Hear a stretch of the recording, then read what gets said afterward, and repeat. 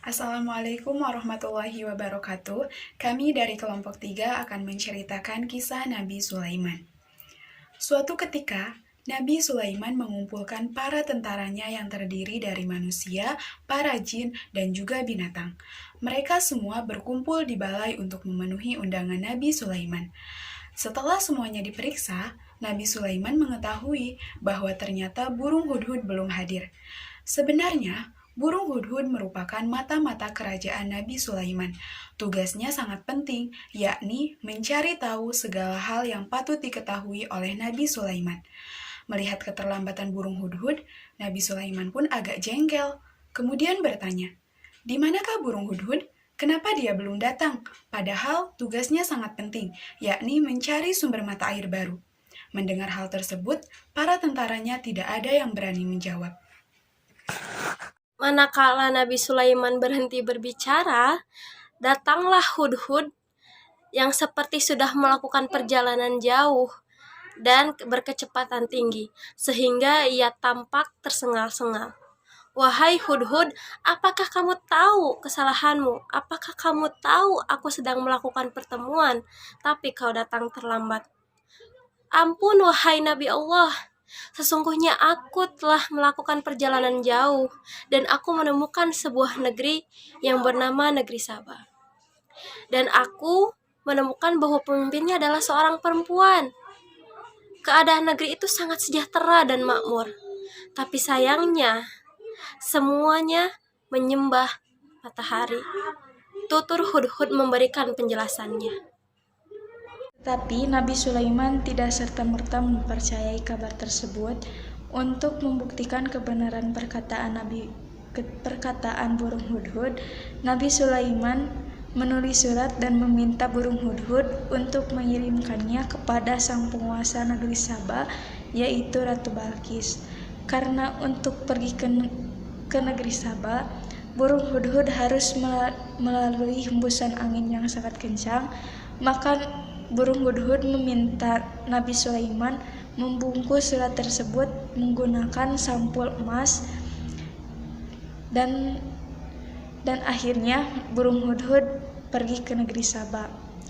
Sesampainya di negeri Saba, burung hudhud diam-diam menjatuhkan surat tersebut ke atas kepala Ratu Balkis sampai ia terbangun. Kemudian ia membukanya dan membacanya. A'udzu billahi minasyaitonir rajim. Innahu min Sulaiman wa innahu bismillahirrahmanirrahim. Ala ta'alu alayya wa'tuni muslimin. Yang artinya, surat itu dari Sulaiman, dan sesungguhnya surat itu berbunyi dengan menyebut nama Allah yang Maha Pemurah lagi Maha Penyayang, bahwa janganlah kamu sekalian bersikap sombong terhadapku, dan datanglah kamu sekalian kepadaku sebagai orang-orang yang berserah diri. Quran Surat An-Naml ayat 30 dan 31. Itulah awal kalimat yang ditulis oleh Raja Sulaiman. Selanjutnya, beliau menambahkan sebuah kalimat untuk mengajak Ratu Balkis memeluk agama Islam dan meninggalkan tata cara beribadahnya menyembah matahari.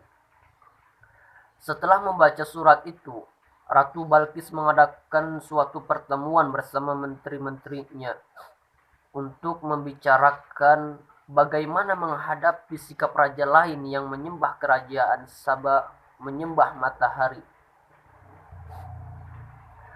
Hal itu diperhatikan oleh burung hudhud secara saksama, dan tidak ada satupun kalimat yang tertinggal yang nantinya ia jadikan sebagai bahan laporan kepada Raja Sulaiman. Kembalilah burung hudhud kepada Nabi Sulaiman. Melihat burung hudhud yang kelelahan karena terbang cukup jauh, Nabi Sulaiman pun mengulurkan tangannya agar burung hudhud bisa hinggap di tangannya. Kemudian beliau berkata, "Wahai hudhud, sampaikanlah laporanmu kepadaku." Burung hudhud pun menceritakan dari mulai Ratu Balkis membuka suratnya, kemudian mengumpulkan para menteri untuk menanyakan hal apa yang harus ia lakukan sehubungan dengan surat yang diberikan oleh Nabi Sulaiman. Ia meminta saran terbaik dari para menterinya. Rupanya, Ratu Balkis khawatir kalau kerajaannya akan diserang oleh Nabi Sulaiman dan pasukannya. Kemudian, dia berniat untuk mengirimkan salah satu utusan sambil membawa hadiah-hadiah cantik kepada Nabi Sulaiman. Mendengar hal tersebut, Nabi Sulaiman pun tersenyum. Akhirnya datanglah utusan dari negeri Sabah. Utusan itu disambut dengan ramah tamah, dan setelah mendengar penjelasan uraian dari utusan tersebut, Raja Sulaiman berkata, "Kembalilah kamu dan bawalah hadiah-hadiah ini kepada ratumu.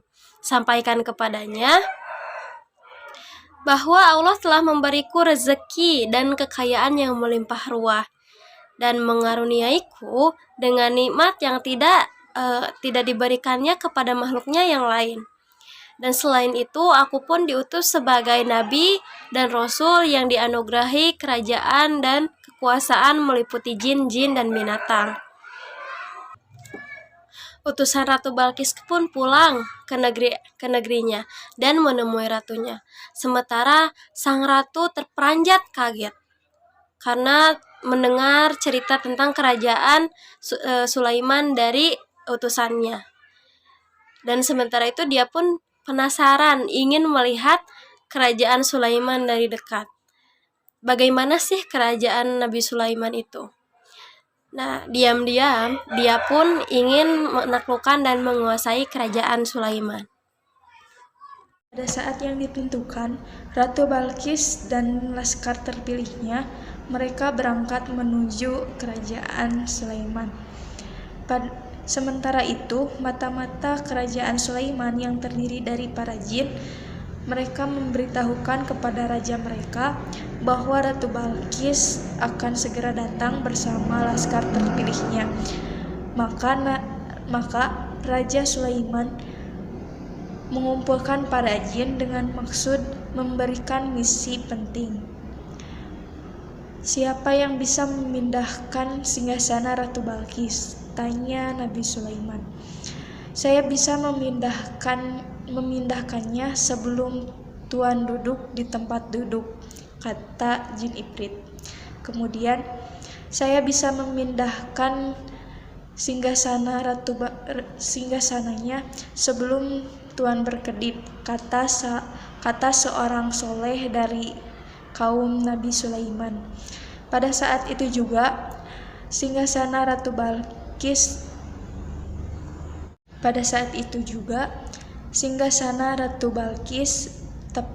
sudah berada di hadapan Raja Sulaiman.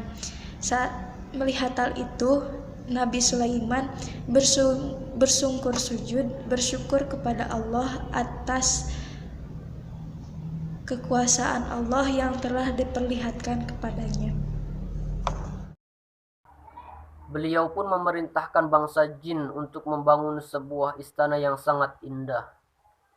Lantainya terbuat dari kristal bening, dindingnya terbuat dari kayu cendana yang harum, dan atapnya terbuat dari kaca, sehingga cahaya matahari dapat dibiaskan menjadi 7 warna.